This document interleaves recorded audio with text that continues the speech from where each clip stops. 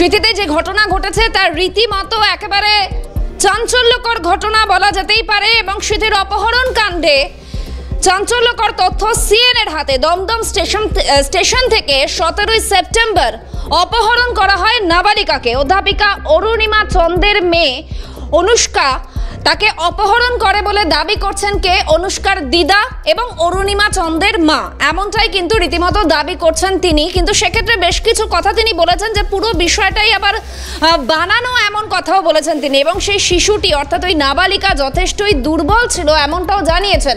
এবার এই অরুণিমা চন্দের মেয়ে অনুষ্কা চন্দ আশুতোষ কলেজের বিএসসি ছাত্রী। অন্যদিকে অরুণিমা চন্দ, তার কি পরিচয়?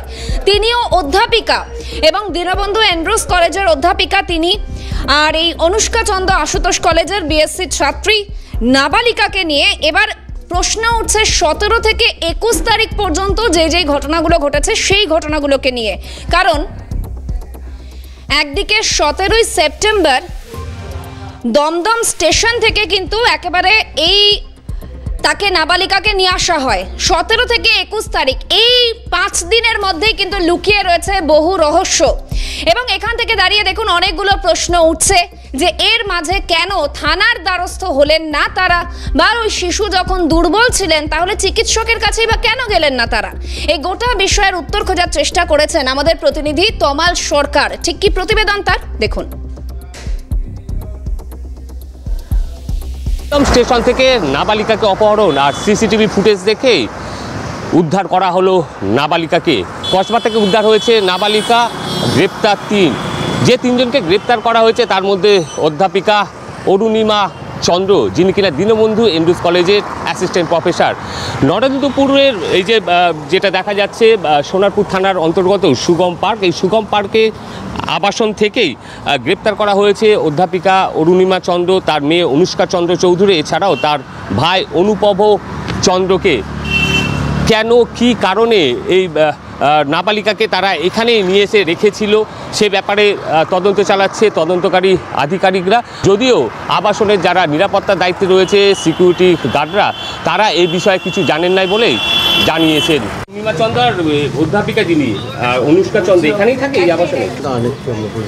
দক্ষিণ 24 পরগনা সোনারপুর থেকে তমাল সরকার, ক্যালকাটা নিউজ।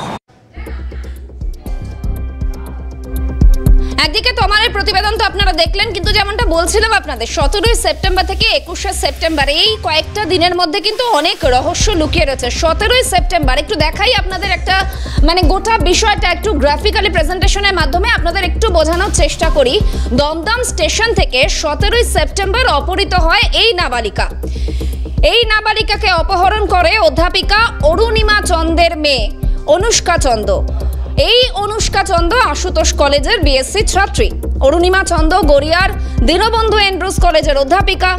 এই নাবালিকাকে নিয়ে প্রথমে দমদম স্টেশন থেকে গড়িয়া আসে অনুষ্কা চন্দ। এরপর কোথায় গেল? গড়িয়া থেকে সোনারপুরে নিজেদের বাড়িতে নিয়ে যায় নাবালিকা। এরপর কি হলো? 17 থেকে 20 তারিখ পর্যন্ত, অর্থাৎ এই সেপ্টেম্বর 17 সেপ্টেম্বর থেকে 20 সেপ্টেম্বর পর্যন্ত সোনারপুরে অনুষ্কাদের যে বাড়ি রয়েছে সেই বাড়িতেই ছিল এই নাবালিকা। 21 সেপ্টেম্বর অনুষ্কা আবার ওই নাবালিকাকে নিয়ে কসবায় তার দিদার বাড়িতে আসে। 22 সেপ্টেম্বর সকালে, অর্থাৎ আজ সকালে কসবা থেকেই নাবালিকাকে উদ্ধার করে পুলিশ। অনুষ্কা, অরুণিমা এবং অনুষ্কার মামা অনুপভকে ইতিমধ্যেই গ্রেফতার করেছে পুলিশ। আর এই গোটা বিষয়ে ঘটনার বিবরণ আমাদের প্রতিনিধিকে অভিরূপা সাহাকে জানিয়েছেন কে? অনুষ্কা চন্দের দিদা অর্থাৎ অরুণিমা চন্দের মা। এবং সেখানে বেশ কিছু কথার উল্লেখ করেছেন তিনি।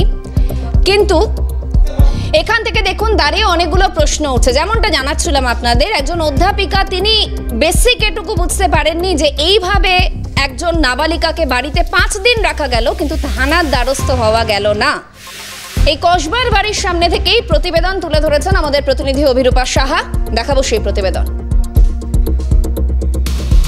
যে জায়গায় আমরা দাঁড়িয়ে রয়েছি কসবার 192 জি কসবা রোড, এই বাড়ি থেকেই নাবালিকাকে উদ্ধার করা হয়েছে, গ্রেপ্তার করা হয়েছে অনুপভ চন্দ নামে বাড়ির যিনি বাসিন্দা রয়েছেন তাকে। এবার এই অনুপভ চন্দই শুধু নয়, এই অপহরণ কাণ্ডের সঙ্গে আরও দুজন জড়িত। মূল দুই অভিযুক্ত, একজন হচ্ছেন অরুণিমা, আরও একজন অনুষ্কা। এই অরুণিমা চন্দ তিনি হচ্ছেন দীনবন্ধু এন্ড্রোজ কলেজের অ্যাসিস্ট্যান্ট প্রফেসর, এবং এই অনুষ্কা চন্দ চৌধুরী যিনি আশুতোষ কলেজের বিএসসির ছাত্রী। ঠিক কি গোটা ঘটনাটা তোমাকে পরিষ্কার পুলিশ সূত্রে জানতে পারা যাচ্ছে, গত 17 তারিখ সিথি থানায় একটি মিসিং ডায়েরি হয়, অর্থাৎ নিখোঁজ ডায়েরি দায়ের হয়, এবং যেটা জানা যায় যে দমদম স্টেশন থেকে 5 বছরের এক নাবালিকা সে মিসিং, তার পরিবারের সদস্যরাই নিখোঁজ ডায়েরি করেন সিথি থানায়। পুলিশ তদন্তে নেমে জানতে পারে যে ওই 5 বছরের নাবালিকাকে অনুষ্কা চন্দ যিনি বিএসসির ছাত্রী আশুতোষ কলেজের, তাকে ডাব খাওয়ানোর নাম করে দমদম স্টেশন থেকে ট্রেনে তুলে প্রথমে গড়িয়া স্টেশন থেকে ট্রেনে করে সোনারপুর স্টেশনে তাদের যে বাড়ি রয়েছে সেই বাড়িতে নিয়ে যায়। গত 17 তারিখ থেকে গতকাল পর্যন্ত অর্থাৎ 21 তারিখ পর্যন্ত ওই নাবালিকাকে তারা রাখেন সোনারপুরের বাড়িতে।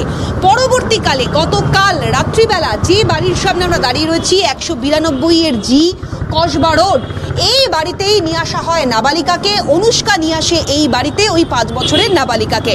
পরবর্তীকালে যেটা পুলিশ সূত্রে জানতে পারা যাচ্ছে যে আজ সকালবেলা লালবাজারের বিশাল পুলিশ বাহিনী এই বাড়িতে এসে পৌঁছয়।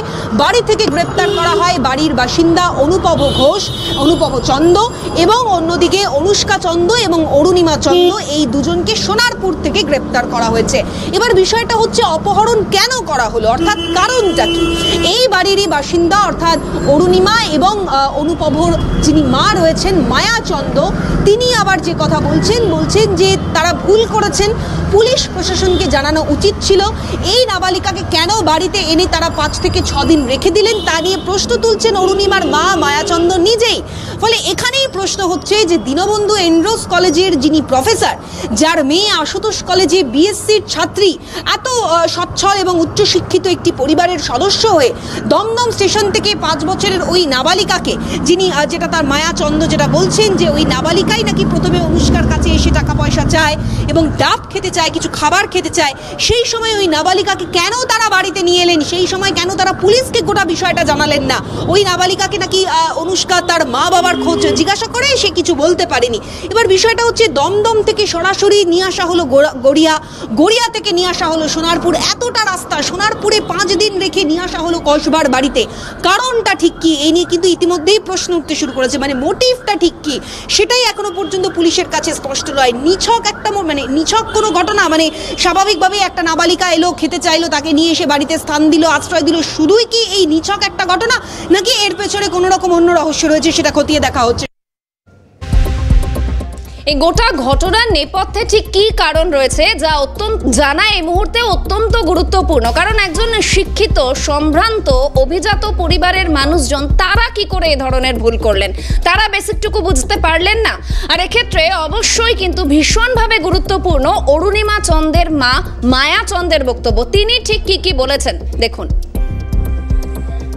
অনুপভ কি করেছিল? কিচ্ছু করেনি, আমার ছেলে কিচ্ছু জানে না। 2:30-এর সময় আমার নাতনি ওই ছোট পুচকে মেয়েটাকে নিয়ে আমার বাড়িতে গেছে, ব্যাস ওই আমার ছেলে কিচ্ছু জানে না। মাটা কে? অরুণিমা? আমার মেয়ে কলেজ থেকে ফিরছিল না, কোথেকে যা বললো আমি শুনলাম। হ্যাঁ, ফিরছিল তখন ওই বাচ্চাটি কাটতে আমার নাতনির কাছে এসো। আচ্ছা, এসে পরে ওদের খাবার টাবার চাই নাকি, তো ও জিজ্ঞেস করে তোমার মা কোথায় বাবা কোথায়, কেউ কিছু বলে কোনো উত্তর দেয়। আচ্ছা, তখন ও আমার নাতনি ওকে একটা ডাব কিনে দিয়েছে, বাচ্চাটাও আমার নাতনির সাথে। মেঘ প্রথমে কি সোনারপুরের বাড়িতে নিয়ে গেছিল না? হ্যাঁ, সোনারপুরের বাড়িতে। ব্যাস ওইটুকুনি। আমি তারপরে বাচ্চাটাকে আপনার এখানে কবে ওই যে বললাম রাত্রে 2:30 কালকে রাতে। এসে কি বলছে আপনাকে? আমাকে কিছু বলে নাই, দিদি তুমি রাখো আমরা খানিকক্ষণ পরে আসবো। এই যে কিডন্যাপের কথা বলছে, এটা সব বানানো, পুলিশদের যা হয় বানানো গল্প। কিডন্যাপ কিছুই করেনি, দোষকের সাথে সাথে পুলিশকে জানানো, এটা ওরা করেনি। বলেছে বাচ্চাটা এত উইক, না দেখলে বিশ্বাস করবে। মায়াচন্দের প্রতিক্রিয়া আপনাদের শোনালাম। দেখুন, একদিকে এলাকায় এলো পুলিশ, নাবালিকা উদ্ধার হলো একজন অধ্যাপিকার বাড়ি থেকে। এই ঘটনার পর খুব স্বাভাবিকভাবে এলাকায় চাঞ্চল্য ছড়িয়েছে। স্থানীয়রা কি বলছেন দেখুন। চন্দটা কে? ও তো কি ছেলে হ্যাঁ ওদের চাকরি ফাড়ি করে, আচ্ছা ব্যাকপ্যাক নিয়ে ঢুকতে দেখতাম। কিসে চাকরি করে অনুপম? আচ্ছা বললো যে পুলিশ এসে লালবাগ থেকে নিয়ে চলে গেছে। আচ্ছা কল্পনা বাইরে, কল্পনা বাইরে। আচ্ছা এই ভদ্রলোকের তো দিদি আবার হ্যাঁ দিদি, হ্যাঁ টিচার, বড় বাগানে বাড়ি আছে একটা। আচ্ছা ফ্ল্যাটে ওখানে আসে মানে ওই মানে কর্তার মতন থাকে। আচ্ছা মানে দিদির বাড়িও কি এখানে একটা আছে? এখানে আছে বড় বাগানে। বড় বাগানে, সেটা কি ফ্ল্যাট? ফ্ল্যাটে।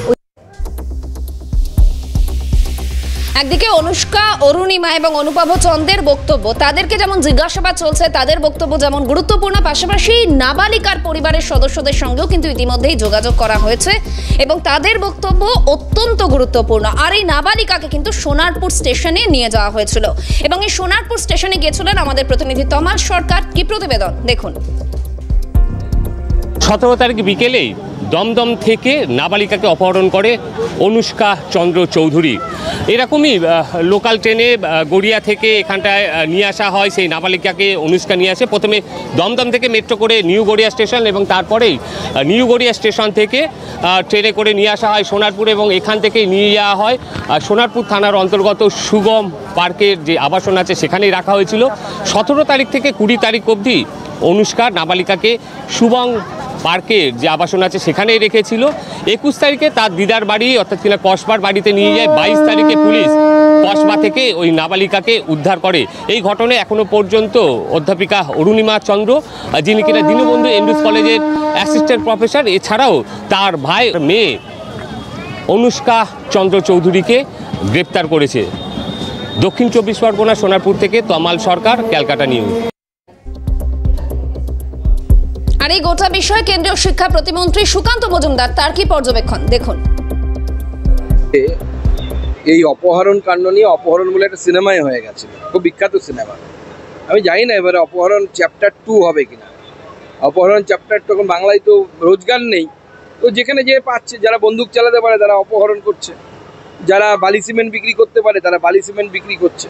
অর্থাৎ গোটা রাজ্যটা এক কথায় বাজারে পরিণত করে দিয়েছে তৃণমূল কংগ্রেস।